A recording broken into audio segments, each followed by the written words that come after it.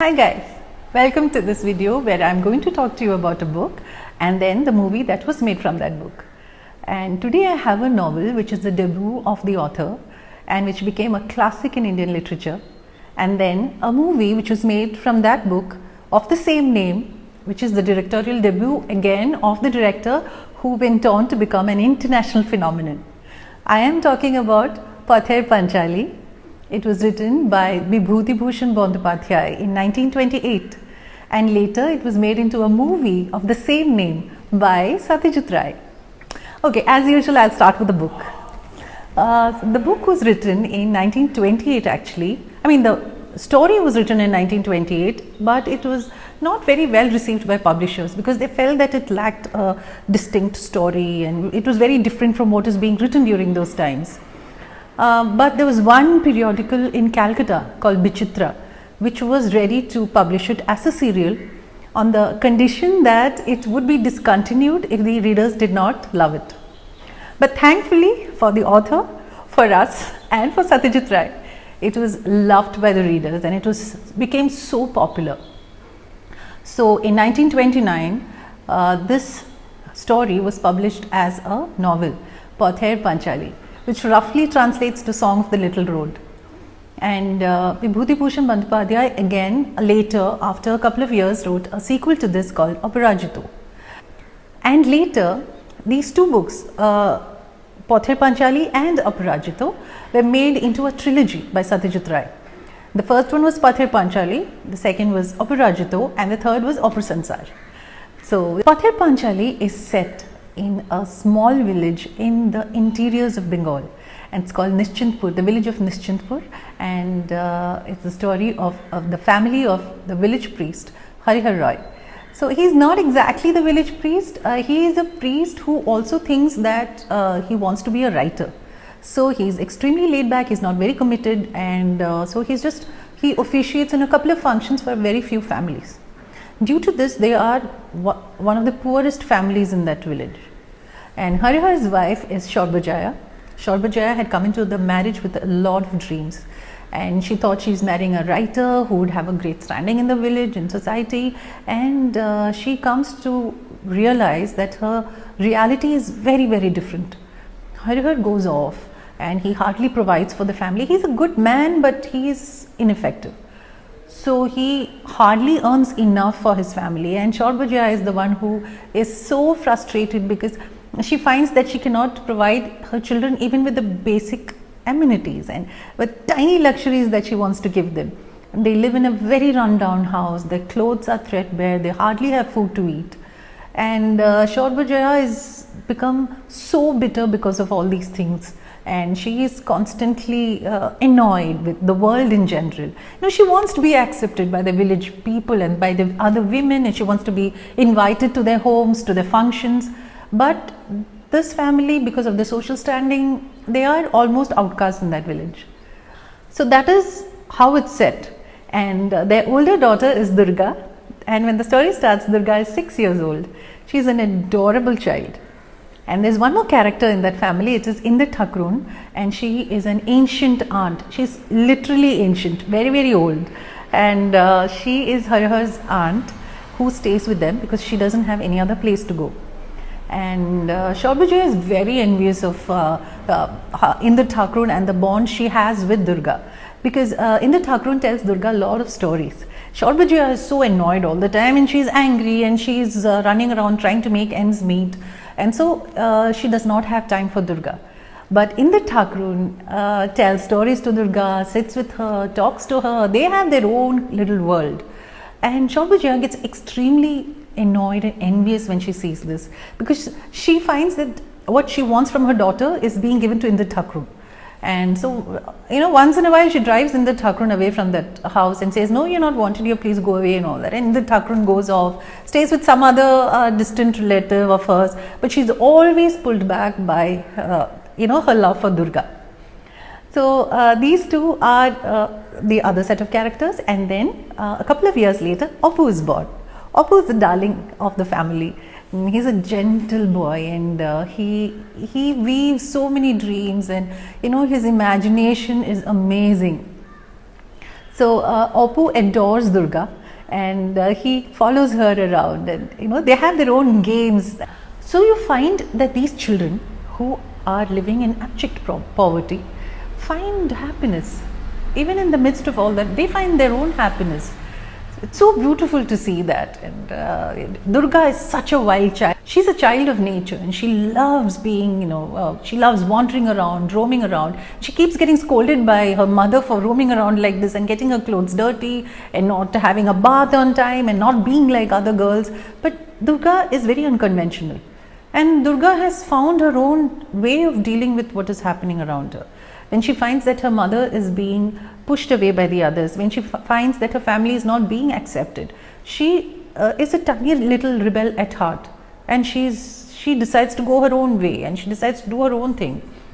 So Oppu goes to school, and then he has a life of his own. He finds things outside his home. Till then his home and his family, his sister and his mother and his aunt, all these people were his world. Then when he goes to school and he gets invited to other programs, he finds that there is a whole world out there. And Oppu and Durga have always wanted to see the train, and that remains a dream of theirs. So Oppu finds new friends, Oppu finds new people, new ways of thinking, and through books he finds completely different things to do. But in his heart he is Durga's brother. So the story goes on. Harihar goes off, he comes back, then there's a lot of loss, there's anguish, but being poor does not give you the luxury of setting aside your life and grieving. You have to get on with the business of living. So that is what they have to do. And so that is the basic story. A lot of other characters in the village and what happens between them, and but it's basically this little world of Oppu, Durga, Indra Thakurun and Shorbhaja. Even Harihar I felt was somewhere there, but it's these characters who form that band, that group that takes the story forward, and you're so invested in what happens to them. It was translated into English and other languages like Telugu, Malayalam and even Sinhalese. And in English, strangely, the English translation happened after the movie was made. So the English translation stops at the point where the movie stops. But the book has certain incidents more that happens, and that is not the ending of the book. The movie and the English translation ends at the same place, but the book, the original Bengali version does not. So that's why I want to read it in Bengali, and even to get that flavor of that language. It's so beautiful, Bengali is such a beautiful language. And now we come to the movie. The movie was released in 1955, and it was directed by Satyajit Ray. So this was one of the earliest examples of parallel cinema in India, where social realities were shown as they are, and there was hardly any song and dance, and it broke almost all the conventions of filmmaking in India during those times. It was made on a shoestring budget. It had actors and technicians who were first timers or amateurs. In fact, the cinematographer Subrato Mitra was just 21 years old, and he had not worked on any films before. He had not held a movie camera before. He was a photographer, so Satyajit Ray had loved his work, and that's how he came on board this movie. But later, when he worked on the sequels of like Aparajito and Opera Sansar, he came up with the concept. This young cinematographer came up with the concept of bounce lighting. And then there was Pandit Ravi Shankar, who was not very popular at that time. He's done the background score and the music for the film. And as for the cast, they were all non-professional actors and amateurs or first-timers. There was Karuna Banerjee, there was Kanu Banerjee, then Chunibala Devi as the very old Indra Thakurun. Subir Banerjee was Oppu, and Uma Das Gupta was Durga. And Chunibala Devi at that time had been inactive for a long time. She was a stage actress who had retired, and Satyajit Ray wanted her as Indra Thakurun. And if you see the movie, you will understand what brilliant casting it is. She lives that role. In fact, each one of them, if you actually go back and read the book after watching the movie, when you read, it is these people's faces which comes to your mind, because it is spot on. You cannot think of anybody else for those roles. But there was an enormous delay in the making of the movie because they ran out of money. The first producer got bankrupt.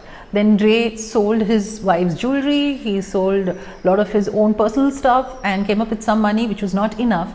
Then he approached the West Bengal government. So the West Bengal government actually initially wanted them to change the ending. The chief minister wanted them to change the ending to a happier one.